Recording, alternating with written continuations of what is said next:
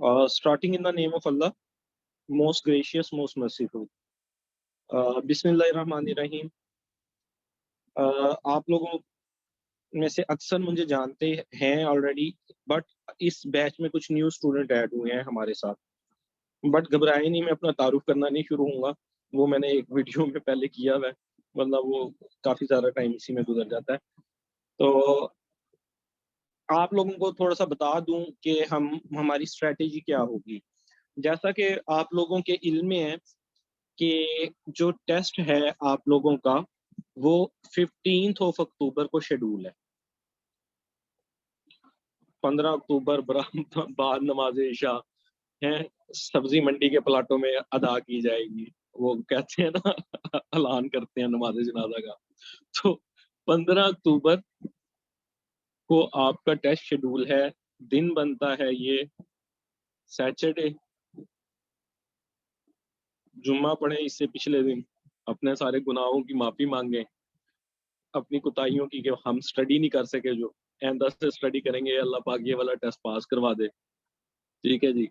15 अक्टूबर Saturday को आप लोगों को ये होगा कि अभी तक रोल नंबर स्लिप्स नहीं आई। मुझे वाक़ई बड़ी मज़ा आता है। बड़ी जल्दी आ गया टेस्ट ना। चले ख़ैर, तो अपना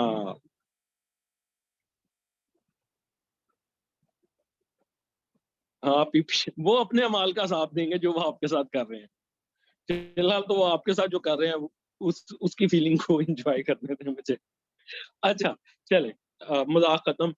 15 अक्टूबर बरोज़ हफ्ता बाद नमाज़ इशा आप लोगों का टेस्ट शेड्यूल हो गया है। और अभी आप लोग कई सोच रहे होंगे कि अभी तक रोल नंबर स्लिप्स नहीं आई, शायद ये कोई मज़ाक है, शायद आँख खुल जाए। तो रोल नंबर स्लिप्स आप लोगों को ट्यूसडे या वेडनेसडे को अपडेट हो जाएगी वेबसाइट पे। आपको मैसेज भी आ जाएगी, आपको ईमेल भी आएँगे और बहुत दफ़ा आएँगे, 3-3 4-4 बार। ठीक है? तो अब हमारे पास पीछे कितने दिन बचे? आज का दिन है, फिर संडे आ गया, कल भी आपका लेक्चर होगा। Monday, Tuesday, Wednesday, Thursday and Friday.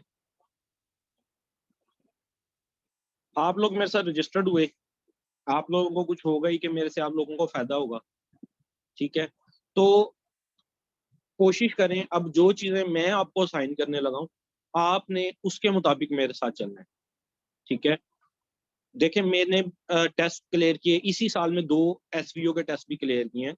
पिछले साल 6 मेरे बैचेज़ थे, 6 पेपर हुए वीओ के, उसमें लातादाद का जो है वो टेस्ट पास हुआ और 25% 25 लोग फाइनल सिलेक्शन में गए जो मेरे साथ अटैच थे। लामहल्ला उनकी अपनी मेहनत होगी, मैंने जस्ट एक डायरेक्शन दी। बट अब मुझे जो कुछ पता है कि जिन चीज़ों को आपने ज़्यादा फोकस करना है विद इन दिस वीक, तो आप लोग अब उस चीज़ के ऊपर ही कंसंट्रेट करें काइंडली, जो चीज़ें मैं आपको बताऊँ। और मतलब बहुत सारे सोर्सेज़ हैं, बहुत सारी बुक्स हैं, बहुत एमसीक्यूज़ हैं, ग्रुपों में चैटें भरी पड़ी हैं, एमसीक्यूज़ पे आ रहे हैं, but that are creating confusion just, ठीक है? प्रेशर इंक्रीज़ कर रहे हैं। तो आप लोगों ने इस चीज़ से कतई नज़र रिलैक्स रहें और पेपर में अपीयर हों, जितनी भी आप लोगों की तैयारी है, चाहे आपको आखिरी दिन तक ये लगे कि सब कुछ भूल गया है, पड़ा हुआ, ठीक है? हाथ-पाँव काम में, ठीक है? नीचे ज़मीन पे गिर जाएँ, एपिलिप्सी हो जाए, पेपर देने ज़रूर जाएँ। कोई पता नहीं चलता, डिफरेंट चीज़ें हो जाती हैं। आप लोगों को मैं डिफरेंट आपसे टेस्ट लूँगा, उसके रिज़ल्ट भी जो मर्ज़ी आएँ। चाहे उसमें आपके नहीं नंबर आ रहे, टेस्ट देने आप लोगों ने जाना है। और जो चीज़ें मैं आपको बता रहा हूँ, उनको कवर के साथ करके जाएँगे, इंशाल्लाह आप लोगों को फ़ायदा होगा। अब मैं आपको रूटीन बताने जा रहा हूँ कि इन 1, 2, 3, 4, 5, 6, 7 डेज़ में आप लोगों की क्या रूटीन होगी। मैं आपको 2 सब्जेक्ट्स कवर कराऊँगा।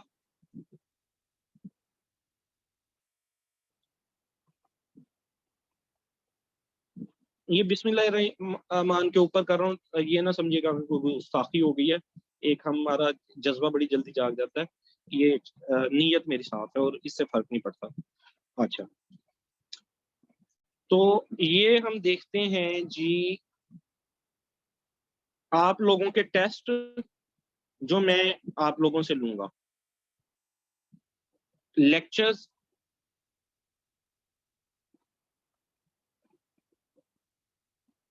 और तीसरा आप लोगों का काम होगा एमसीक्यूज जो आपने याद करने, जो मैं आपको प्रोवाइड करूंगा। एक शख्स आप में से अगर ज्यादा पढ़ सकता है, उसकी कैपेसिटी ज्यादा है, तो वो वेट मैनुअल को लाजमी तौर पे पढ़े। ठीक है जी, वेट मैनुअल को लाजमी तौर पे पढ़े। लेकिन हमारे पास दिन है पीछे 7, तो मैं आपको पीसीएस मैनुअल करवा रहा हूँ कवर। दिन थोड़े हैं, अगर ज्यादा होते तो जैसे मैंने नया मंथ ये स्टार्ट किया है और ज्यादा टाइम होता तो मैं आपको वेट कैप्सूल करवाता, वो ज्यादा इंपॉर्टेंट है। बट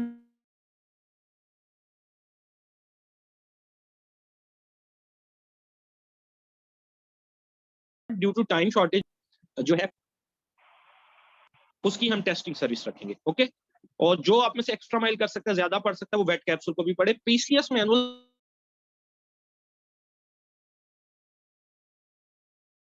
शॉर्ट एक, वो सारी चीजें आपकी वेट कैप्सूल के अंदर भी है। राइट, अब आ जाएं जी डे, सैटरडे, संडे, मंडे,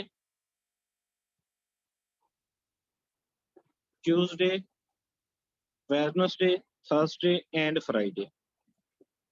आप लोगों के पैरा के लेक्चर होंगे पहले तो, पैरा 1, 2 एंड 3, 3 लेक्चर आपके पैरा के होंगे मेरे साथ।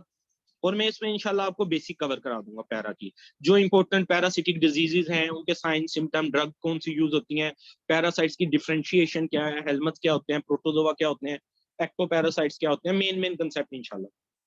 फिर अगले 3 दिन में हमारे माइक्रो के लेक्चर होंगे, माइक्रो 1, 2 एंड 3। इन 3 दिनों में मैं आपको लेक्चर जो है माइक्रो के कवर करा दूंगा। तो क्या होगा, हमारी पैरास्ट्रोलॉजी की बेसिक्स और माइक्रो की बेसिक्स कंप्लीट हो जाएगी। राइट, ये जो डेली में आपको लेक्चर दूंगा, इसकी मैं आपको पीडीएफ प्रोवाइड कर दूंगा। उस पीडीएफ को आप लोग साथ में स्टडी कर लेंगे। अब ये काम आपका पीडीएफ को स्टडी करना, और जो लेक्चर जहरी बात है 1 घंटे का आपका होगा, पीडीएफ को स्टडी आप आधे घंटे में कर सकते हैं। 1.5 घंटे का आप लोगों का ये काम असाइन हो गया। आपके जिम्मे टोटल 6 घंटे तक आपने अब डेली पढ़ना है। कोशिश करें, हाँ जिसकी रूटीन बहुत हेक्टिक है, ऑलरेडी जॉब कर रहा है, कोई और मामलात है, ठीक है, वो कम टाइम भी दिया जाता है, मैं इस चीज से वाकिफ हूँ, लेकिन कोशिश करें जितना मैक्सिमम टाइम दे सकते हैं। अब आप लोगों को जो डेली एमसीक्यूज असाइन हुआ करेंगे, 200 एमसीक्यूज में असाइन करूंगा पास पेपर्स के, प्लस 15 पेजेस आपको पीसीएस मैनुअल के असाइन करूंगा। डेली यही रूटीन होगी हमारी इन सारे डेज में। इस तरह से करके कुछ 6, 1, 2, 3, 4, 5, 6, 7 दिन बाद, नहीं फ्राइडे वाले दिन तो कोई लेक्चर ही नहीं है आपका। फ्राइडे वाले दिन का तो मैं अभी आपको बताने लगा हूं, फ्राइडे वाले दिन आपका लेक्चर है ही नहीं। यहां तक चीज समझ लें, एमसीक्यूज डेली के 200 एमसीक्यूज फ्राइडे को छोड़ के, तो ये हो गए पीसीएस के 15 पेजेस करने हैं, और 200 एमसीक्यूज में आपको पास पेपर, 2 पास पेपर डेली भेजूंगा, 2 पास पेपर डेली भेजूंगा। तो ये हमारे पास पीछे 6 दिन होंगे, तो 12 पास पेपर हमारे हो जाएंगे at the end.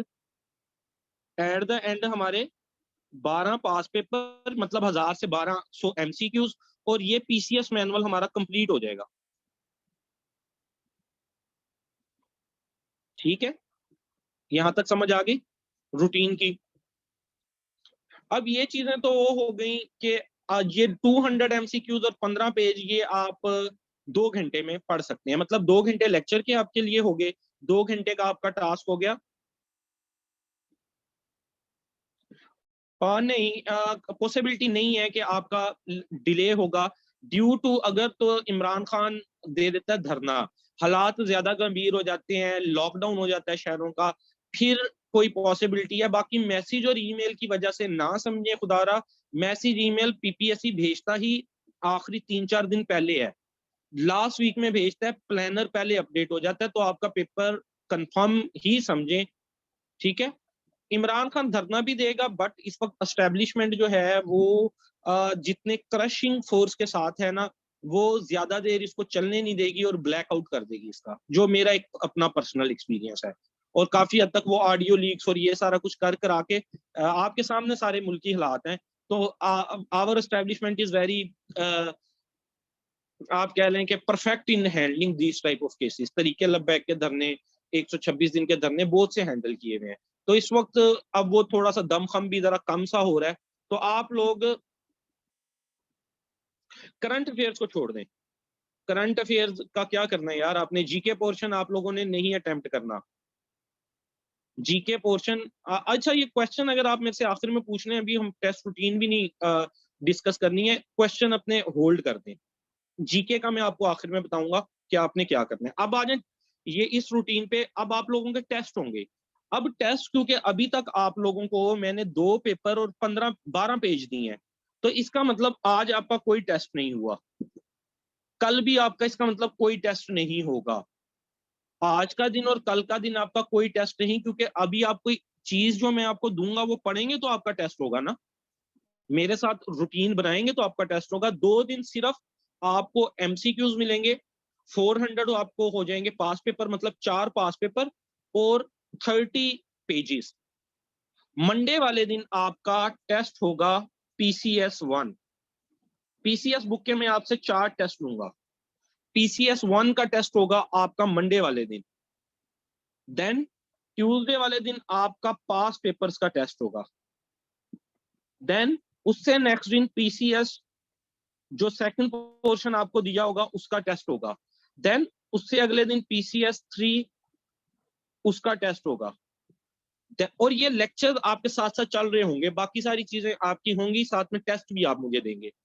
Then Friday वाले दिन फाइनल डे, इसकी स्क्रीन बल्कि रिकॉर्डिंग में प्रोवाइड कर दूंगा, अगर स्क्रीनशॉट बनाना है तो बना लें।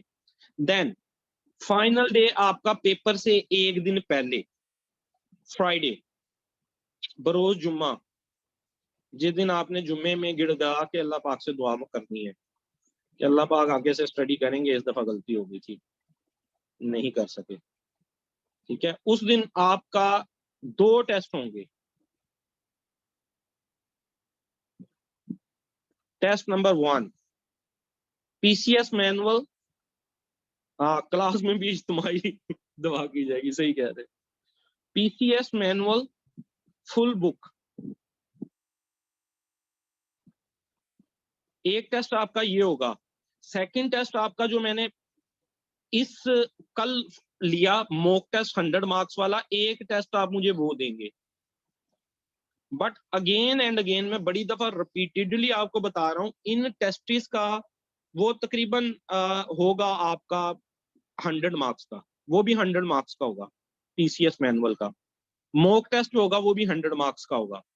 पीसीएस मैनुअल का टेस्ट एक रिस्ट्रिक्टेड टेस्ट होगा, that will be restricted to just PCS manual DVM doc book. But जो मॉक टेस्ट 100 मार्क्स का होगा, जिस तरह कल मैंने आप लोगों का एक टेस्ट लिया, आप में से अक्सर ने शायद मैक्सिमम ने अटेम्प्ट किया हो, उसी तरह का एक और टेस्ट जिसमें जनरल नॉलेज भी होगा, पेपर की बेस पे आपसे एक टेस्ट में और लूंगा। दोबारा कहता हूं, इस टेस्ट में चाहे आपके 30 नंबर हैं 100 में से, चाहे 40 हैं, इसको आपने ये नहीं समझ लेना कि ये फाइनल है और पेपर एग्जैक्ट पेपर में भी आप शायद इतने ही आएंगे, उसमें आपके ज्यादा भी हो सकते हैं, कम भी हो सकते हैं, क्योंकि हमेशा 4-5 सब्जेक्ट को हिट किया जाता है। अब आपकी ज्यादा तैयारी किस सब्जेक्ट की हो सकता है जिनसे मैं टेस्ट बनाऊं, वैसे मोस्टली उन्हीं से एग्जामिनर देता है, बट एग्जामिनर को हमारे कंट्रोल में नहीं है कि उसने किस सब्जेक्ट्स में से देना है। तो मे बी पॉसिबल जिस दिन आप एग्जाम डे पे जाएं, वैसे आपके कम नंबर आ रहे हो, उस दिन आपके वो एमसीक्यूज आते हों, आपकी नेचर के मुताबिक टेस्ट बन जाए। हर बंदे की नेचर के मुताबिक भी, मतलब एक टीचर जो टेस्ट बनाने वाला है वो किस तरह से बनाता है और स्टूडेंट की नेचर मैच कर देती है, वो किस तरह से चीजों को पढ़ता है, तो भी उसको हेल्पफुल हो सकता है, ठीक है। तो इस तरह से ये जी आपकी रूटीन होगी। और अब हम स्टार्ट करते हैं पैरासाइटोलॉजी का। अब आप लोग जो है पैरासाइट्स के हवाले से कोई क्वेश्चन करना चाहें तो ड्यूरिंग लेक्चर कर सकते हैं। इर्द गिर्द का जनरल नॉलेज, पेपर कब होगा, मेल, ईटीसी, ये क्वेश्चन मैं आपके आखिर में एड्रेस कर दूंगा, आखिर में मैं आपको टाइम दूंगा, बट ड्यूरिंग द लेक्चर आप ऐसा कोई क्वेश्चन ना करें, ठीक है।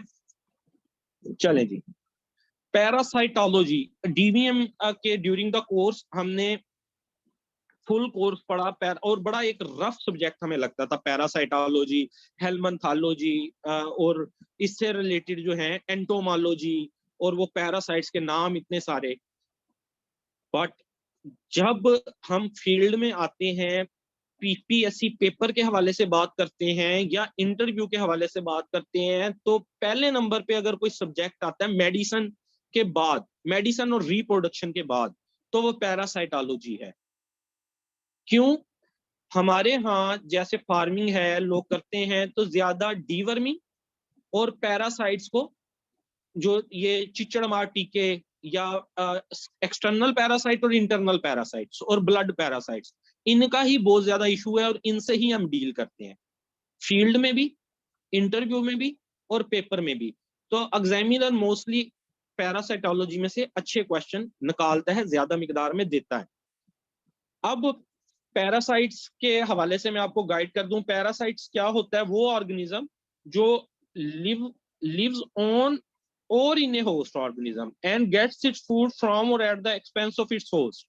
ऐसा ऑर्गेनिज्म जो किसी और ऑर्गेनिज्म के ऊपर रहता है और उससे फूड हासिल करता है या उसके एक्सपेंस से उसको सोर्स बनाता है, ऐसे ऑर्गेनिज्म को क्या कहते हैं? Parasites.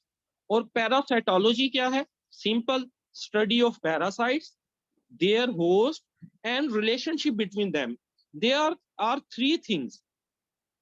Parasitology is study of parasites, their host and the relationship between them. अब ये कुछ चीजें लिख लें जो आप खुद सर्च करेंगे कि ये कि आया के सिम्बायोसिस है, कम्युनलिज्म है, ये जो है किस तरह का रिलेशनशिप है, वो 5-6 टाइप्स बन जाती हैं। पैरासाइटिज्म भी होता है, ठीक है, हाँ पैरासाइटिज्म भी होता है, कम्युनलिज्म भी होता है, सिम्बायोसिस भी होता है। किस तरह का ये एक आपस में रिलेशनशिप है पैरासाइट और उसके होस्ट का। पैरासाइट्स को हम जर्नली 3 कैटेगरीज में डिवाइड करते हैं। पैरासाइट्स को हम जर्नली 3 कैटेगरीज में डिवाइड करते हैं। एक कहलाते हैं helminth. Helminths are internal worms,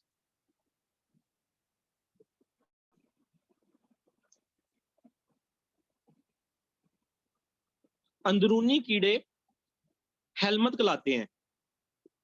secondly protozoa, blood parasites, जो ब्लड में होते हैं पैरासाइट्स उनको प्रोटोजोआ कहते हैं। For example theileria, babesia, trypanosoma, anaplasma. Anaplasma खैर एक रिकेट्सियल एजेंट है, बट ब्रॉड कैटेगरी में हम उसको पैरासाइट प्रोटोजोआ कह देते हैं। Third, ectoparasites, external worms, external sorry worm तो नहीं इसको कहेंगे, एक्सटर्नल पैरासाइट्स। तो पैरासाइटोलॉजी में हम बेसिकली 3 तरह के पैरासाइट्स को स्टडी करते हैं।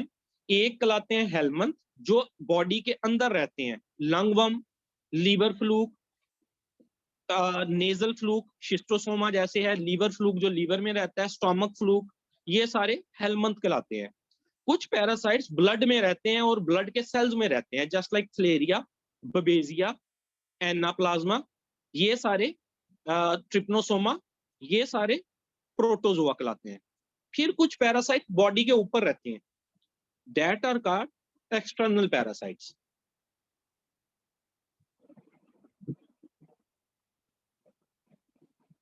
राइट? अब इन 3 टाइप्स को हम मजीद आगे थोड़ा सा एलैबोरेट कर लेते हैं कि हेलमंथ को हेलमंथ क्यों कहते हैं, प्रोटोजोआ क्यों नहीं कह देते, प्रोटोजोआ को प्रोटोजोआ क्यों कहते हैं और एक्टोपैरासाइट को एक्टोपैरासाइट क्यों कहते हैं। सबसे पहले जो हेलमंथ वो ऑर्गेनिजम्स होते हैं जो बॉडी के अंदर रहते हैं डिफरेंट हमारी कैविटीज में। दीज आर वर्म पैरासाइट्स, इनके लिए जनरल टर्म यूज होता है worm, internal worms, schistosoma, schistosoma nasale, nasal disease जो काज करता है शिस्टोसोमिएसिस, वो एक हेलमंथ है। Liver fluke, fascioliasis, fasciola hepatica जो कि शीप लीवर फ्लूक भी कहलाता है। ये जो चीजें मैं बता रहा हूँ लिखते जाएं, ये डिफरेंट एग्जाम्स के एमसीक्यूज होंगे जो मैं आपसे डिस्कस कर रहा हूँ। Schistosoma hepatica, sheep liver fluke major इसको कहते हैं, ये भी हेलमंथ की कैटेगरी में आता है। हेलमंथ की अगर डेफिनेशन देख लें तो ये इनवर्टिब्रेट्स हैं, इनवर्टिब्रेट्स हैं जिनकी एलोंगेटेड फ्लैट या राउंड बॉडी होती है। इनकी इनवर्टिब्रेट हैं और इनकी बॉडी या एलोंगेटेड होगी, या फ्लैट होगी, या राउंड होगी। इस बुनियाद पे हेलमंथ को 3 कैटेगरीज में डिवाइड कर दिया जाता है, सिस्टोड, ट्रीमाटोड एंड नीमाटोड। इनकी बॉडी स्ट्रक्चर वाइज और इनकी कुछ करेक्टरिस्टिक हैं बॉडी ऑर्गन्स के हवाले से, उस बुनियाद पे इनको हेलमंथ को आगे 3 कैटेगरीज में डिवाइड कर दिया जाता है।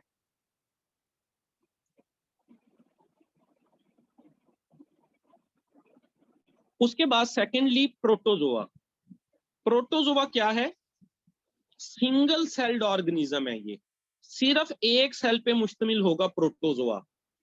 Protozoa is a different from bacteria, rickettsia and other microorganisms. Protozoa एक सेल होता है सिर्फ, और इसकी कुछ करेक्टरिस्टिक हैं, आगे चल के प्रोटोजोवल डिजीजेस भी डिस्कस करते हैं, तो मैं वहां जाके आपको बताता हूं ये किस किंगडम में आता है, किस क्लास में आता है और किस ऑर्गेनिज्म को। मेजर याद रखिएगा कि ये सिंगल सेल्ड ऑर्गेनिज्म होगा, एक सेल से ज्यादा नहीं होगा। और ये प्रोटोजोआ मेजरली मल्टीप्लाई करता है, डिवाइड करता है होस्ट के अंदर। ये देखिए इसका किंगडम है protista, such as amoeba, flagellate, cilia, sporozoan. ये इसकी डिफरेंट टाइप है प्रोटोजोआ की। अब जो प्रोटोजोआ होता है वो प्रोटिस्टा, प्रोटोजोआ को कंसीडर किया जाता है कि ये सबसे पहले ऑर्गेनिज्म प्रोटोजोआ ही थे जो वजूद में आए। जिंदगी का आगाज प्रोटोजोआ से हुआ। प्रोटोजोआ, इसके नाम को जरा देखें, डिवाइड करें। जोआ जोलॉजी से, जोलॉजी मैंने लाइफ, प्रोटोजोलॉजी लाइफ से पहले। तो जो स्टार्ट है वो जिंदगी का साइंटिस्ट के मुताबिक वो प्रोटोजोआ से ही होता है। पहले इनको, वो आपको पता है किंगडम सिस्टम होते थे, 2 kingdom system, 3 kingdom system, 5 kingdom system. 5 kingdom system के ऊपर आके दुनिया रुक गई, मतलब उसको वाइडली एक्सेप्टेड किया जाता है। पहले कभी इसको बैक्टीरिया की कैटेगरी में डाल देते थे, कभी कहीं, अब इसका अलहदा एक पूरा किंगडम है जिसको प्रोटिस्टा कहा जाता है। थर्ड कैटेगरी एक्टोपैरासाइट्स, वो ऑर्गेनिज्म जो बॉडी के ऊपर रहते हैं, अंदर नहीं जाते बॉडी के। बैरूनी करम, बैरूनी कीड़े, ये लाइस हो सकती है, माइस हो सकती है, टिक्स हो सकती है, चिचड़ हो सकते हैं, ठीक है, ये मक्खियां हो सकती हैं, मच्छर हो सकते हैं, जुएं हो सकती हैं, ये सारे कैटेगरी। तो यहां तक आपका क्रिस्टल क्लियर एक माइंड बन जाना चाहिए कि पैरासाइट्स 3 टाइप के हो गए हैं। एक जो बॉडी के अंदर कैविटीज में, हेलमंथ, दूसरे जो बॉडी के ऊपर, एक्टो, तीसरे जो ब्लड के अंदर, प्रोटोजोआ।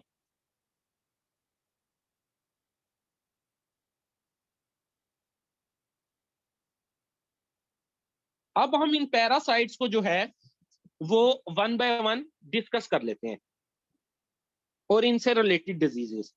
फॉर एग्जांपल, मतलब कि मैं आपको प्रोटोजोआ के बारे में बताऊंगा, प्रोटोजोअल डिजीजेस के बारे में बताऊंगा, उनकी ड्रग ऑफ चॉइसेस बताऊंगा आपको।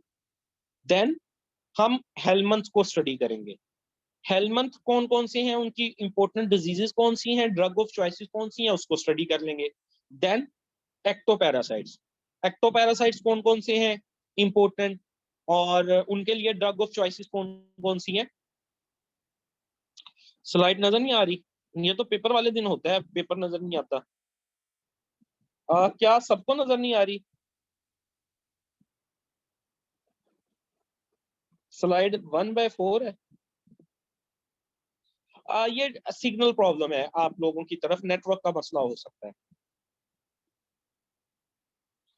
Protozoology, study of protozoa. The word protozoa is derived from Greek word proto mean first and zoa mean animals. The first animal life which appeared on this earth belong to this category. जो सबसे पहले category जो है आई दुनिया में जो believe किया जाता है वो प्रोटोजोआ है। प्रोटोजोआ को जो है वो डिस्कवर किया था एंटोनी वान लीवनहुक ने, इसीलिए इसको फादर ऑफ प्रोटोजोलॉजी भी कहा जाता है।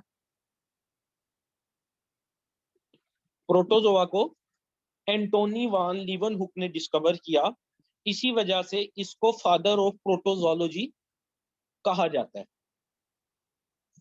प्रोटोजोआ की कैरेक्टरिस्टिक क्या होती है? ये यूनिसेलुलर है, माइक्रोस्कोपिक है, यूकैरियोटिक है। यूकैरियोटिक ऑर्गेनिज्म कौन से होते हैं? जिनके अंदर डिस्टिंक्ट न्यूक्लियस होता है, मेम्ब्रेन बाउंडेड होता है। इस बेस पे एनिमल को दो कैटेगरीज में डिवाइड किया जाता है, यूकैरियोट एंड प्रोकैरियोट। पहले प्रोटोजोआ बैक्टीरिया के साथ था, बट पता चला कि जो बैक्टीरिया है वो प्रोकैरियोट है, उसका वाजिया न्यूक्लियस मेम्ब्रेन नहीं है, और इसकी जब देखा गया तो इसकी वाजिया न्यूक्लियर मेम्ब्रेन है, न्यूक्लियस एक मेम्ब्रेन में इनकोडेड है, जिसकी वजह से इसको फिर अलहदा करके किंगडम प्रोटिस्टा में डाल दिया गया।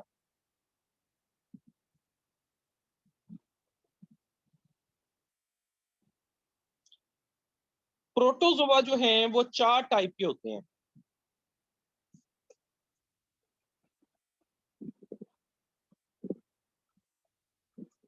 एक्टोपैरासाइट्स का होस्ट नहीं है, एक्टोपैरासाइट का होस्ट होस्ट होगा, पैरासाइट्स होस्ट के ऊपर ही रहते हैं। पैरासाइट्स की हमने सबसे पहले जो डेफिनेशन देखी कि ऐसे ऑर्गेनिजम्स जो होस्ट पे रहते हैं और उनसे अपनी फीड हासिल करते हैं वो पैरासाइट्स कहलाते हैं। फिर मैंने आपको पैरासाइट्स की तीन टाइप बताई, जिनमें से एक टाइप एक्टोपैरासाइट है, तो डेफिनेटली इनका होस्ट होगा।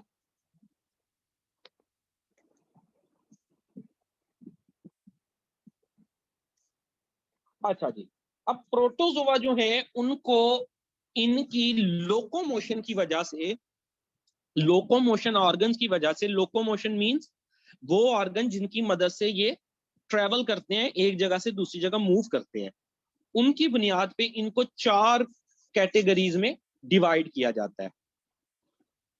सार्कोडीना, सीलियोफोरा, सार्कोमेस्टिगोफोरा, एपीकम्प्लेक्सा या स्पोरोजोआ। इनको क्यों इस तरह डिवाइड किया जाता है? क्योंकि सबसे पहले देखें सार्कोडीना, इसका लोकोमोटरी ऑर्गन सूडोपोडिया है और इसकी एग्जांपल अमीबा है। सूडोपोडिया जिसका कोई ऑर्गन स्पेसिफिक नहीं होता, बट ये मूव करते करते अपना ये इस तरह पाँव बना लेता है, सूडोपोडिया। सूडो मैंने फॉल्स, पोडिया मैंने फीट, फॉल्स फीट। ये मूव करता जाता है और अपनी मेम्ब्रेन्स को ऐसे मूव करता है कि इसके पाँव बनते जाते हैं, but for the short time being, और ये आगे मूव करता जाता है। इसकी एग्जांपल अमीबा है। Amoeba moves by the pseudopodia. Second, ciliophora. नाम से पता चल रहा है ऐसे ऑर्गेनिज्म जो सीलिया की मदद से मूव करेंगे। इसकी एग्जांपल पैरामीशियम है। ये छोटे छोटे छोटे छोटे सीलियां होंगे इसके ऊपर, छोटे बाल, छोटे छोटे बाल। पैरामीशियम सीलिया की मदद से मूव करता है, इसलिए इसको सीलियोफोरा कैटेगरी में डाल दिया जाता है। तीसरी कैटेगरी पैरासाइट प्रोटोजोआ की, वो है सार्कोमेस्टिगोफोरा या मास्टिगिनिया। ये फ्लेजेला की मदद से मूव करते हैं। ट्रिप्नोसोमा, एक ही लंबा सारा फ्लेजेला होगा। ऊपर जो हमने पैरामीशियम देखा, उसकी बॉडी पे छोटे छोटे बाल हैं। हिंदू पंडित नहीं देखे, छोटी सी वो सर के ऊपर एक लटकाई होती है पोनी सी, तो ये समझ ले हिंदू पंडित है ट्रिप्नोसोमा। ये फ्लेजेला की मदद से मूव करता है। और ये trypanosoma is one of the example. और भी ऑर्गेनिज्म है, एक एक एग्जांपल मैं आपको बता रहा हूं, और इतना ही याद कर लें काफी है कि प्रोटोजोआ को चार के में डिवाइड किया जाता है, चार कैटेगरीज में लोकोमोशन की बुनियाद पे। एक होते हैं सूडोपोडिया, जिसकी एग्जांपल है अमीबा। दूसरे होते हैं सीलियोफोरा, जिसकी एग्जांपल है पैरामीशियम।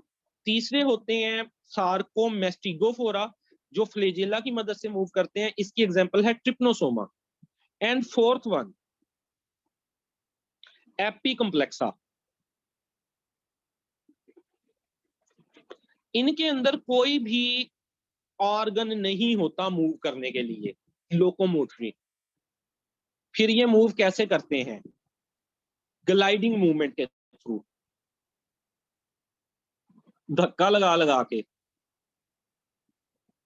ऐसे यहां पे है, थोड़ी देर बाद आप देखेंगे तो ये यहां पे हो जाएगा ग्लाइडिंग मूवमेंट। सुबह सुबह अगर आप लोग, आजकल तो लोग एसी में सोते हैं, सीन वगैरह में सोने का टाइम नहीं मिलता, या छत पे सुबह सुबह के टाइम हल्की हल्की रोशनी हो, आसमान की तरफ देखें, तो आपको हवा में कुछ ज़रात मुअल्लक नजर आते हैं। और कभी वो दाएं होते हैं, कभी बाएं, वो मूव करते हैं एक जगह से दूसरी जगह। वो वैसे ज़रात होते क्या हैं? वो क्या चीज होती है जो आपको नजर आ रही होती है हवा में, बैक्टीरिया बैक्टीरिया से? ये प्लाज्मोडियम तो नहीं होता कहीं? वो क्या होता है भला? सुबह सुबह आंखें खोलें, वाटर वेपर होते हैं, डस्ट होती है। आप लोगों की देखने राय नहीं मिल रही किसी की आपस में। वो जी WBC होते हैं आपके, व्हाइट ब्लड सेल्स होते हैं। हाँ, और वो समझ लेंगे हमारे व्हाइट ब्लड सेल प्लाज्मोडियम ही है पाकिस्तानियों के। यस, वो व्हाइट ब्लड सेल्स आपकी अपनी बॉडी के व्हाइट ब्लड सेल्स होते हैं, जो आंखों में मूव कर रहे होते हैं। और सूरज देखे कभी? सन, सुबह सुबह सन का कलर क्या है? किस कलर का नजर आता है? वाइट। Very good. सन का original colour according to NASA white है।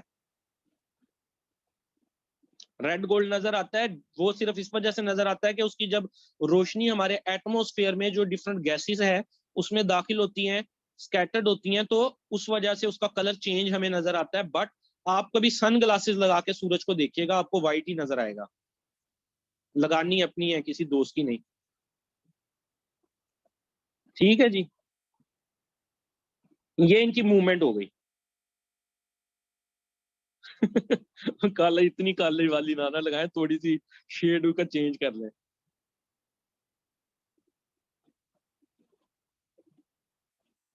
अच्छा, चलें। अब जी बात कर लेते हैं, किधर है, इंपॉर्टेंट डिजीजेस की।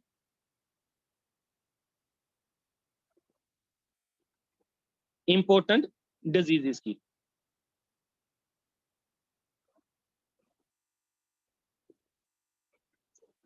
जो प्रोटोजोआ की वजह से हैं। कौन कौन सी हैं, पहले उसको एनलिस्ट कर दूं मैं आपको।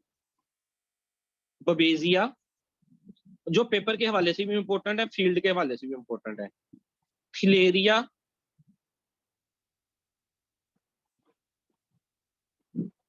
एनाप्लाज्मा,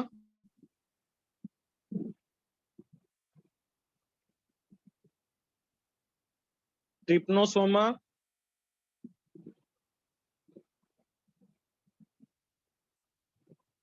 ये चार।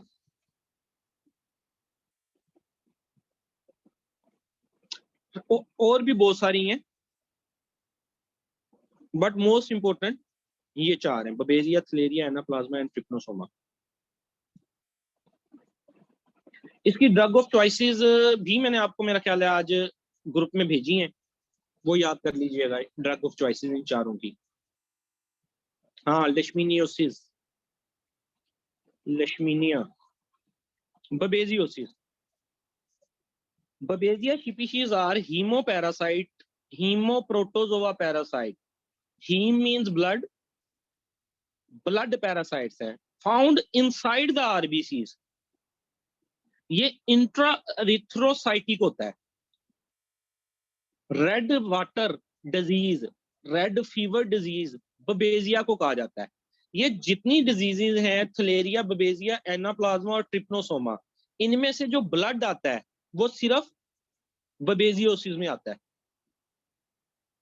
अब वजह समझ आई कि क्यों ब्लड आता है, क्योंकि इसका जो पैरासाइट्स है वो एक तो ब्लड के पैरासाइट्स, प्रोटोजोआ और ब्लड पैरासाइट्स, बट वो और ज्यादा आरबीसीज के अंदर सेल्स में उनको डिस्ट्रॉय करता है। ठीक है, तो इस वजह से इसको रेड वाटर डिजीज कहा जाता है। ये जो बबेजिया को सबसे पहले ऑब्जर्व किया था वो एक साइंटिस्ट है, उसका नाम था बेब्स। ये उसका नाम था, ये वो वाला बेबी नहीं जो हम लोग कह देते हैं बेबी हाउ आर यू। ये उस बंदे का नाम था बेब्स।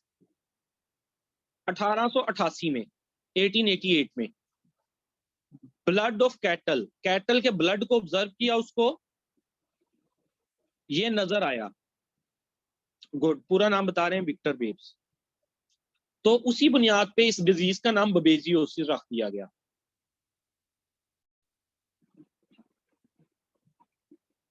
ये हार्ड टिक की वजह से ट्रांसमिट होता है ये पैरासाइट।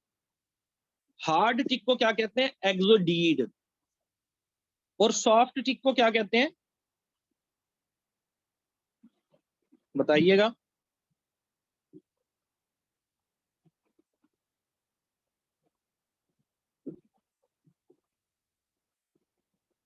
बताइए बताइए।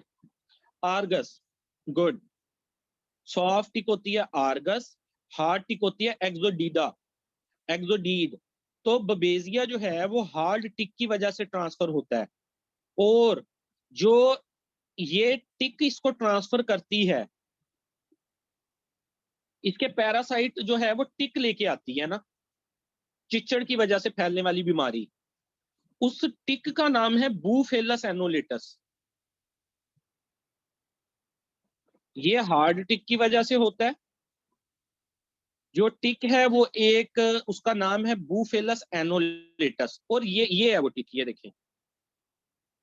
हार्ड टिक के ऊपर ना स्पेकुलम होता है, ये देखें, इसके ऊपर शीथ है एक, जैसे आर्मर होती है फौजियों, पुराने फौजी तलवारों से जो लड़ते थे उनके हाथ में एक शील्ड होती है, तो इसके ऊपर ये शील्ड होती है, जिसकी वजह से इसको हार्ड टिक बोला जाता है। और भी 3-4 डिफरेंशिएशन पॉइंट है, बात लंबी हो जाएगी, मेन ये याद कर लें।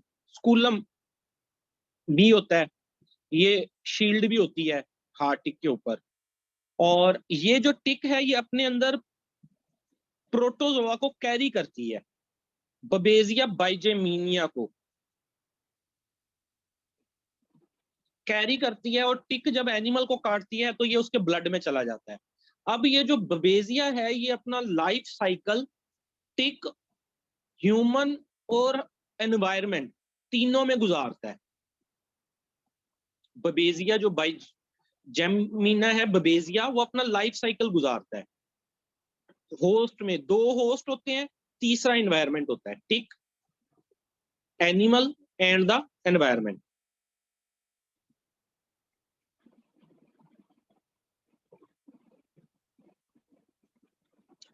हार्ड टिक के ऊपर वो जो मैंने प्लेट आपको दिखाई उसको कहते हैं स्पूटम, और सॉफ्ट टिक जो होती है वो रिंकल्ड बॉडी होती है सॉफ्ट टिक की, और उनके ऊपर स्पूटम नहीं होता।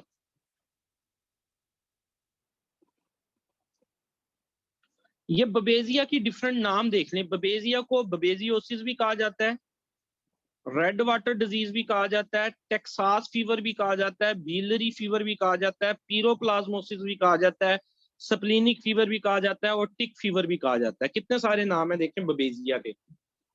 बबेजियोसिस, red water disease, Texas fever, biliary fever, piroplasmosis, splenic fever और टिक फीवर, ये सारे इसके सिनोनिम हैं।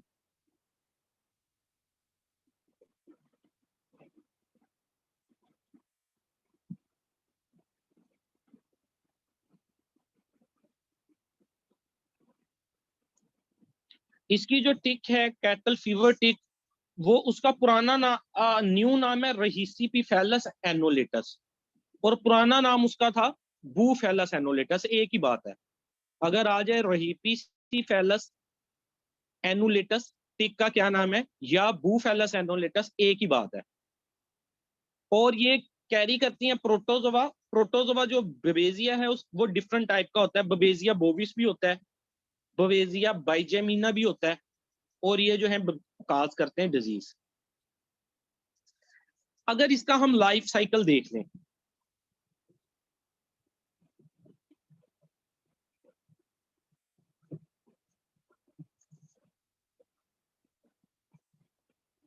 बात लंबी हो जाएगी, लाइफ साइकिल वैसे स्टार्ट किया। इसको आप पढ़ लेंगे खुद या मैं समझाऊंगा आपको?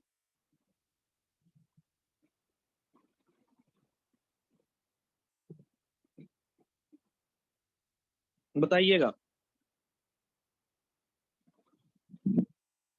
समझाऊं? हाँ आप पढ़ लें, इतना हमारे पास टाइम नहीं है, शॉर्टली चलो बता देता हूँ आपको।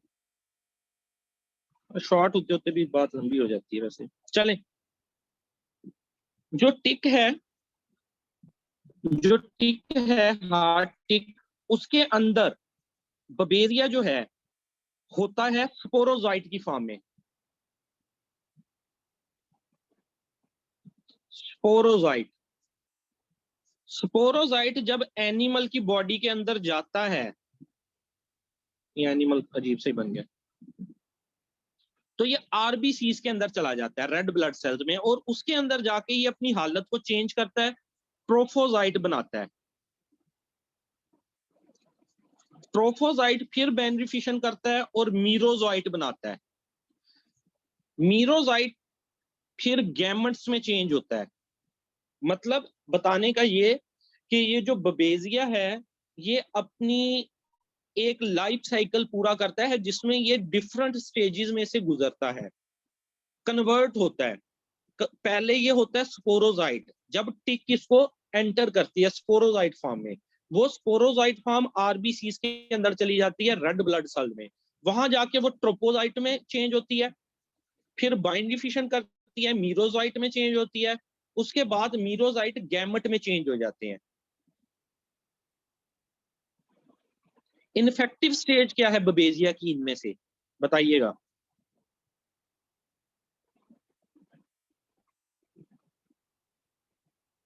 टिक जब दोबारा काटेगी तो जो आखिरी चीज बनी थी गैमेट, गुड, स्पोरोजाइट।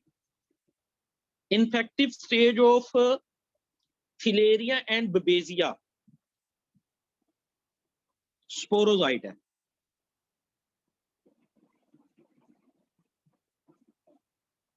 अब जो वो ये स्पोरोजाइट, उसके बाद मीजोजाइट, उसके बाद जो है ये गैमेट्स, ये सारी चीजें किसमें हुई?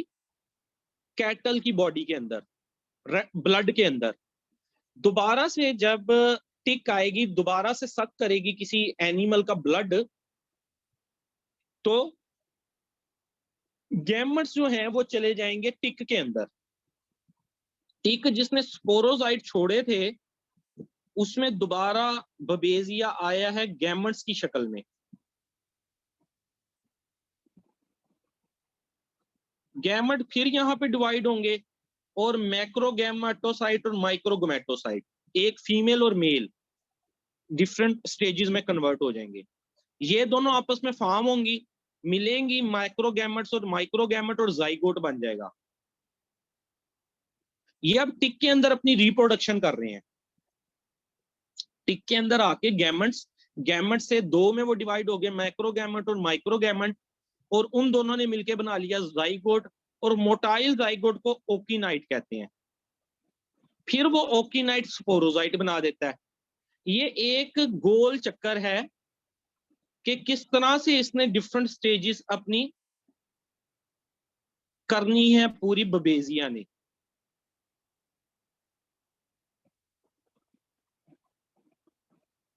ठीक है, टिक इसको स्पोरोजाइट फॉर्म में, ये देखें आखिर में दोबारा स्पोरोजाइट ही बन गए। अब यहां से अगर दोबारा शुरू करें इसी साइकिल को, साइकिल एक होता है कि बार बार एक ही चीज घूमते रहना। स्पोरोजाइट फिर एनिमल की बॉडी में गए, वहां उसने अपनी डिफरेंट स्टेजेस आरबीसीज में मुकम्मल की। जब आरबीसीज में अपनी स्टेजेस मुकम्मल की तो आरबीसीज को ब्रस्ट कर दिया, एनिमल को जो है वो रेड वाटर यूरन लग गया। उसके बाद जब दोबारा कोई और टिक आई, उसने ब्लड सक किया तो उसमें गैमेट्स की शक्ल में गया टिक के अंदर। टिक के अंदर फिर इसने अपना रिप्रोडक्टिव साइकिल पूरा किया। रिप्रोडक्टिव साइकिल पूरा करके जाइगोट बन के ये दोबारा से स्पोरोजाइट में चेंज हो गया, और फिर वो साइकिल स्पोरोजाइट फिर एनिमल में, एनिमल से गैमेट आखिरी स्टेज में दोबारा पैरासाइट में। तो ये साइकिल इस तरह चलता रहता है। और इसमें क्योंकि टिक से स्पोरोजाइट फॉर्म में एनिमल में जाता है तो इन्फेक्टिव स्टेज स्पोरोजाइट है। इसकी अंदर क्या इसकी अलामत होती हैं? बुखार तेज हो जाना, हाई फीवर, कॉफी कलर यूरन, क्योंकि हीमोग्लोबिन यूरिया हो गया, ब्लड टूटना शुरू हो गया, हीमोग्लोबिन टूट रही है। हीमोग्लोबिन यूरिया, यूरिया मैंने यूरन, हीमोग्लोबिन का यूरिया में टूट टूट के आना। एनीमिया हो जाता है ब्लड लॉस होने की वजह से। पेल म्यूकस मेम्ब्रेन हो जाती हैं, जॉन्डस हो जाता है ब्लड की कमी की वजह से। और पाइप स्टेम डायरिया लग जाता है। पाइप स्टेम डायरिया का मतलब ऐसे धार में डायरिया जाएगा। पाइप स्टेम क्यों? जो एनिमल है उसमें ब्लड की कमी हो रही है, वाटर की कमी हो रही है, मसल्स उसके कंस्ट्रिक्ट कर रहे हैं, एनल मसल जो है वो कंस्ट्रिक्ट कर जाएंगे। और जब एनिमल जोर लगाएगा डायरिया करने के लिए तो वो एक धार की शक्ल में, पाइप की शक्ल में, पाइप को जब आप पानी देने वाले पाइप को पौधों को दे रहे हैं, उसको स्फिंक्टर को क्लोज करें तो पानी दूर तक जाता है पाइप से पानी देते हुए। इसी तरह इसमें भी डायरिया दूर तक जाता है। तो इसकी जो एक करेक्टरिस्टिक साइन है वो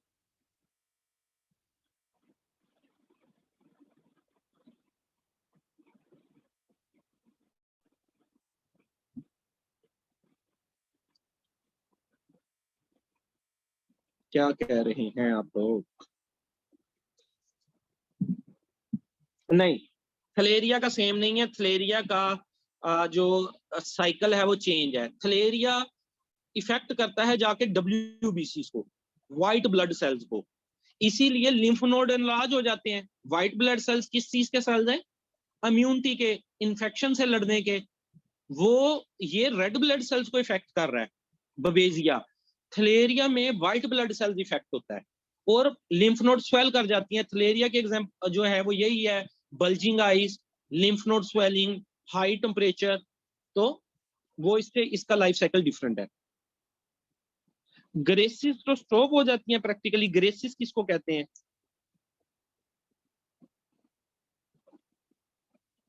शूटिंग डायरिया और pipe stem diarrhoea almost same है, एक ही बात कह सकते हैं। But shooting diarrhoea is specifically related to Johne's disease, I think ऐसे ही है। फीसिस स्ट्रोक हो जाते हैं आप कह रहे हैं? नहीं, इसमें आगे जाके जब पानी की बिल्कुल कमी हो जाएगी तो फीसिस फिर स्टॉप होंगे ना, जब बिल्कुल एनिमल के अंदर कमी हो जाएगी पानी की। उससे पहले जो है वो डायरिया लगेगा। हीमो क्या पूछ बैठे हैं? किधर गया ये? क्या क्वेश्चन है? हीमो ग्लोबन यूरिया और हीमाचूरिया डिफरेंस क्या है? विजुअली कलर का डिफरेंस होगा इसके अंदर, ब्राइट रेड और इस तरह से। एग्जैक्टली मुझे नहीं इसका भी जेन में। Drug of choice imidocarb, diminazene भी लगती है but first option is imidocarb. Red imido के नाम से आती है मार्केट में, इमीजोल के नाम से आती है। Drug of choice is imidocarb. Diminazene can also be administered, but field में पता नहीं चलता थलेरिया है, बमेजिया है, एनाप्लाज्मा है, डिफरेंट स्टेजेस। कोई एक खास स्टेज हो ना जब ब्लड आ रहा है फिर तो पता चल जाए, लेकिन डिफरेंट स्टेजेस में कंफ्यूज कर जाती हैं। तो फिर लोग क्या करते हैं, डाइमिनाजिन, डाइमिनाजिन जो है वो थलेरिया के लिए भी इफेक्टिव है, बबेजिया के लिए भी, एनाप्लाज्मा के लिए भी, but not related to direct, मतलब उसकी ड्रग ऑफ चॉइस नहीं है। ड्रग ऑफ चॉइस इसकी अमीडोकार भी आप लगाएंगे अगर पेपर में आता है। साथ डाइमिनाजिन, ऑक्सी और ऑल ऑफ द अबव लिखा हुआ है तो फिर आप ऑल ऑफ द अबव के साथ जा सकते हैं, क्योंकि डाइमिनाजिन भी और ऑक्सी, ऑक्सी का इफेक्ट भी as a anti protozoal drug भी देखा गया है। ऑक्सी टेट्रासाइक्लिन को मदर ऑफ ऑल एंटीबायोटिक कहा जाता है। इवन इसका इतना अच्छा रिजल्ट है कि कहते हैं ये वायरस के अगेंस्ट भी काम कर जाती है ऑक्सी। तो ये ड्रग्स इसके लिए यूज हो जाती है।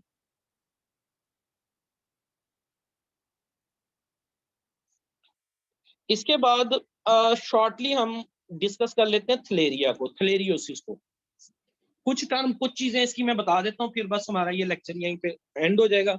इसको हम बहुत ज्यादा डिटेल में नहीं देखते, बस मेजर मेजर आपको चीजें मैं बता देता हूँ।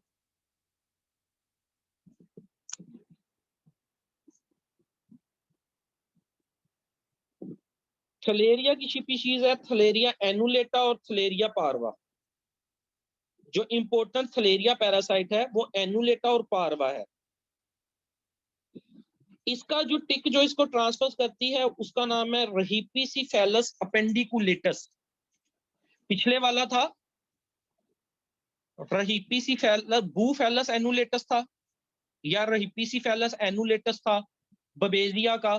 थलेरिया की जो टिक है उसका नाम है रहीपिसिफेलस अपेंडिकुलेटस। और इसकी जो थलेरिया का जो ये टिक हो गई, और जो इसके पैरासाइट हैं वो है थलेरिया एनुलेटा और थलेरिया पार्वा। इनकी वजह से कौन कौन सी डिजीज होती है वो मैंने स्लाइड्स में दिया है, उसको आप पढ़ सकते हैं। थलेरिया का नाम किसकी बेस पे है, इसको डिस्कवर करने वाले साइंटिस्ट आर्नल्ड थीलियर की बेस पे। आर्नल्ड थीलियर एक साइंटिस्ट था, उसने ये डिस्कवर किया कि ईस्ट कोस्ट फीवर एक बीमारी आ रही है ईस्ट कोस्ट, समुंदरी साहिल के ईस्ट पे, जहां ये टेक्सास में डिस्कवर हो रही थी। तो ईस्ट एरिया में एक और इसी तरह की डिजीज आ रही थी, बट आर्नल्ड थीलियर ने ये डिस्कवर किया। पहले यही कह रहे थे ये भी वही डिजीज है, इतनी मतलब रिसर्च नहीं थी, बट ऐसा ऐसा माइक्रोस्कोप और ये चीजें आई तो इसने ये जो है डिस्कवर किया कि ये अलहदा से पैरासाइट है। और अगला शीजोन स्टेज इसकी लिम्फोसाइट्स में होती है, और पीरोप्लाज्म स्टेज इसकी आरबीसीज में होती है। ये डिफरेंट इसकी स्टेजेस हैं, इसकी स्टेजेस उसकी स्टेजेस से डिफरेंट है। आप बस ये समझ लीजिए कि इसने व्हाइट ब्लड सेल्स को ज्यादा इफेक्ट करना है। White blood cells are attach to immunity, तो इम्यूनिटी डाउन होगी, लिम्फ नोड स्वेल कर जाएंगी। तो थलेरिया में लिम्फ नोड स्वेल करती हैं। इसमें रेड यूरन नहीं आता, टेम्परेचर हाई होता है, 106 107 तक भी जाता है, बल्जिंग आइज हो जाती हैं।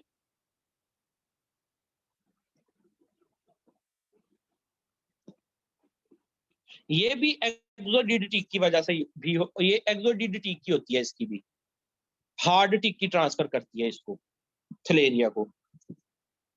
लाइफ साइकिल इसका आप खुद स्टडी कर लीजिएगा।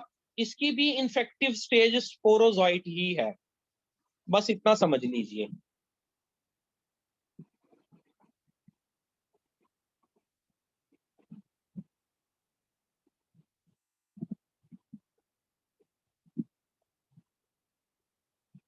इसकी सिम्टम्स क्या है, high fever, lymph nodes swollen, particularly prescapular lymph nodes, ये सारे लेस इंपॉर्टेंट है। कॉर्नियल ओपेसिटी, ये इंपॉर्टेंट है इसमें। हेमरेजिक डायरिया,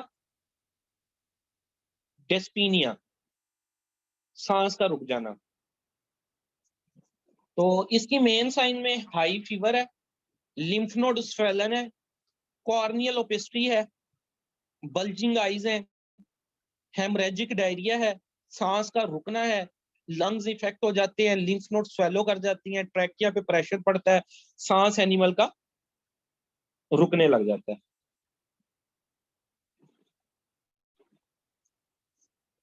ये बड़ा इंपॉर्टेंट एमसीक्यू है। Necrotic point ulcer in abomasum are characteristic postmortem finding of theileriosis. जैसे हर डिजीज का होता है ना, एफएमडी का कैरेक्टरिस्टिक साइन है टाइगर हार्ट, ठीक है। एनडी न्यू कैसल डिजीज का button like structure in intestine. IBD का gelatinous bursa. IB infectious bronchitis का है plug in the syrinx, trachea जहां पे डिवाइड होती है। इस तरह इसका पंच्ड एबोमेजम, एबोमेजम क्या होता है?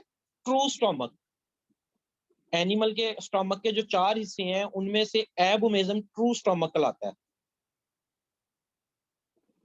हाँ, इसी तरह ज़ेब्रा मार्किंग रिंडर पेस्ट और साल्मोनेला और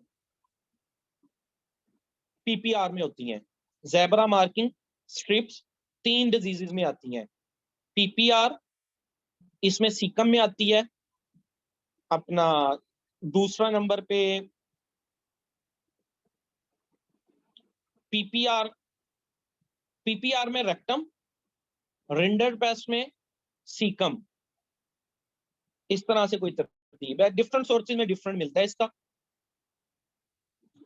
point ulcer in abomasum is postmortem lesion of filaria.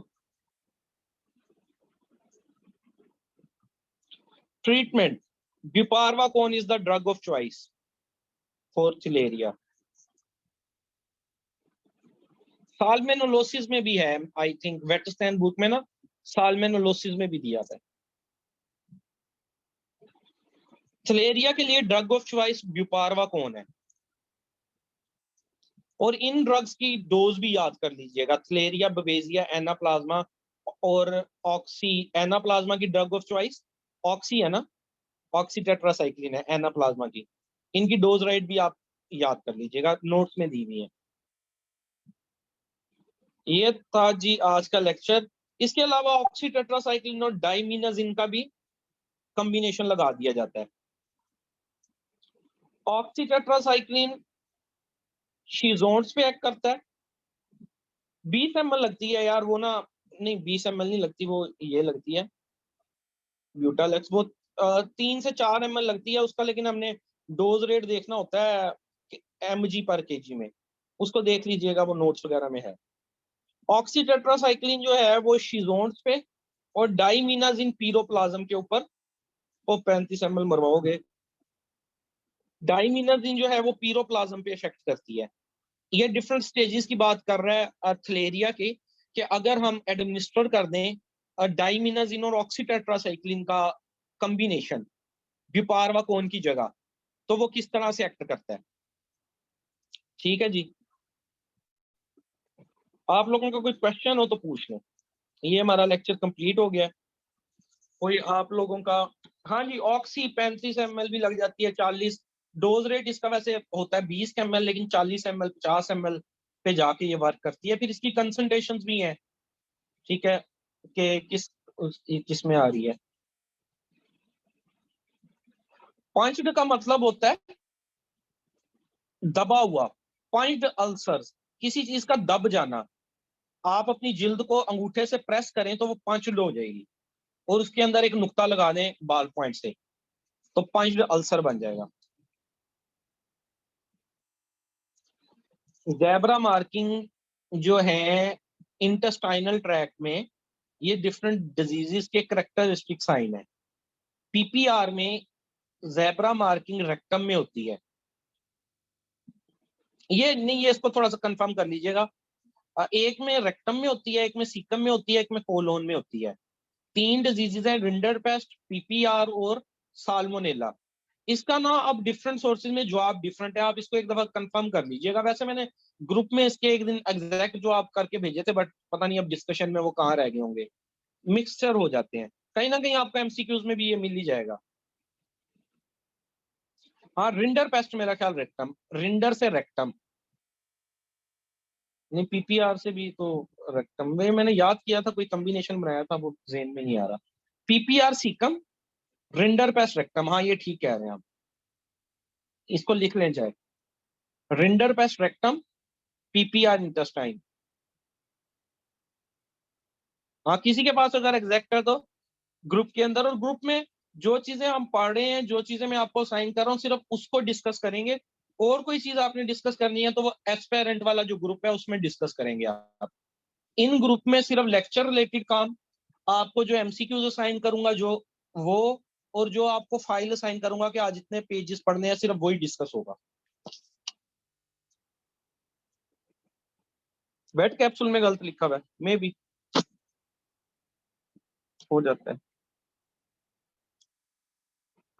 ठीक है जी। तो अब आप लोग जो हैं वो दो, अभी इसी असाइनमेंट को रखें, क्योंकि आज से क्लासेस स्टार्ट हुई हैं, कि दो पेपर और पहले 12 पेजेस पीसीएस मैनुअल के, ये आप कल जो है शाम तक तैयार करें। फिर उसके बाद मैं मजीद आपके जिम्मे चीजें लगा दूंगा। यार, हर बुक में आप, तो आप वेट मर्क मैनुअल उठा लें, वो कुछ कहेगा, डीसी ब्लड कुछ कहेगा। तो ये गलतियां कह लें, या आप इसको कह लें कि डिफरेंस ऑफ ओपिनियन है। ब्लेंडर अगर कोई इस तरह के, यार वो मैंने ग्रुप के अंदर भेजा है, दोबारा से भी 12 पेजेस भेज दूंगा क्रॉप करके। चलिए ब्लेंडर कह रहे हैं आप, मान लेते हैं आपकी बात।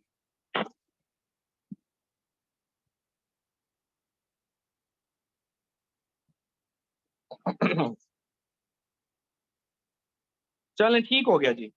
हाँ, जनरल नॉलेज की बात कर रहे थे, जनरल नॉलेज का याद रखिएगा, ये 20 मार्क का आपका आना है। आप लोगों ने अब कोई सोर्स नहीं पढ़ना जनरल नॉलेज का, ना कोई फाइल किसी से मांगे। जनरल नॉलेज इतनी जल्दी तैयार नहीं होता। मैं 3 साल से जनरल नॉलेज पढ़ाता हूँ। जो पीपीएससी का आता है 10 से 12 मुझे आते होते हैं, 10 तो मैं भी छोड़ के आता हूँ। आप लगा लें कि आपने 20 में से जो 7 8 आसान होंगे ना, सिर्फ वही सॉल्व करने हैं। बाकी 12 13 आपने स्किप कराने हैं, तुक्का नहीं लगाना। ये बात पेपर में याद रखिएगा। मैं बच्चों को कह के थक जाता हूँ, फिर लगा के आते हैं, फिर जो है वो आपके 40 से भी मार्क कम आ जाएंगे, या मेरिट में नहीं आ सकेंगे। 7 8 भी ना आए तो ना लगाएं, छोड़ दें सारा, जीके छोड़ दें सारा। पीछे 80 नंबर का पेपर है, आपको 60 चाहिए। अब ये ना हो कि उधर भी 80 में से 60 ना आते हो। अगर उधर भी नहीं आते, फिर तो आप पूरा पेपर तुक्का लगाना ना, फिर तो चारा ही कोई नहीं बच रहा, आपके नंबर आ ही नहीं रहे, 40 भी नहीं आ रहे। लेकिन अगर आपका अच्छी ग्रिप है डीवीएम पे, 80 में से 60 तक, अगर आपको पता है कि 70 कर लिए आपने, 10 नंबर वहां से भी आपने छोड़ दिए, जो बहुत ही मुश्किल थे। 70 कर लिए, आपके 6 7 गलत भी हो जाए, चले 60+ नंबर पे आप रहेंगे। लेकिन अगर वहां भी ना आता हो, फिर तुक्के लगाना, फिर पीछे कोई हल नहीं बचता। फिर अगली दफा 2023 के सेशन में भी मेरे साथ ही आप तैयारी कर रहे होंगे। और नहीं यार, नहीं, जीके की रिसेंट न्यूज में आपको क्या क्या क्या थक गया, ऐसे नहीं होता। डेली बेसिस पे 50 खबरें होती हैं जीके की। पिछले एक महीने में कोई 1000 पॉइंट होंगे, और पिछले 2 साल में से आ सकता है। 2 सालों को 1000 से जरा दें, जरा 365 को, सिर्फ जीके का पॉइंट मैं आपको बता रहा हूँ। ये कोई 3 4 हजार पॉइंट इजीली बन जाएगा। इसी तरह इस्लामियात की अगर बात कर ले, 4000 एमसीक्यू है, कर लेंगे इस्लामियात की। और अगर आपके कोई फाइल हो उसमें से पेपर आ जाए, ऐसा नहीं होता। ये धोखे की बात है सारी, ऐसे नहीं होगा हरगिज। जीके का अब टाइम ही नहीं है आपके पास। जीके को जितना आता है, जितनी आपकी एक ऑब्जर्वेंस है, आपने कुछ पढ़ा है सोर्सेज को, अगर आता है तो अटेम्प्ट कर लें, वरना छोड़ा है। इसको आपने नहीं छेड़ना ज्यादा।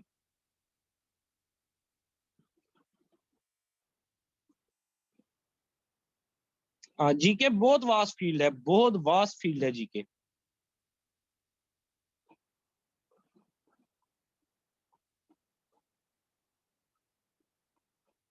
चलें ठीक हो गया जी, अल्लाह हाफिज।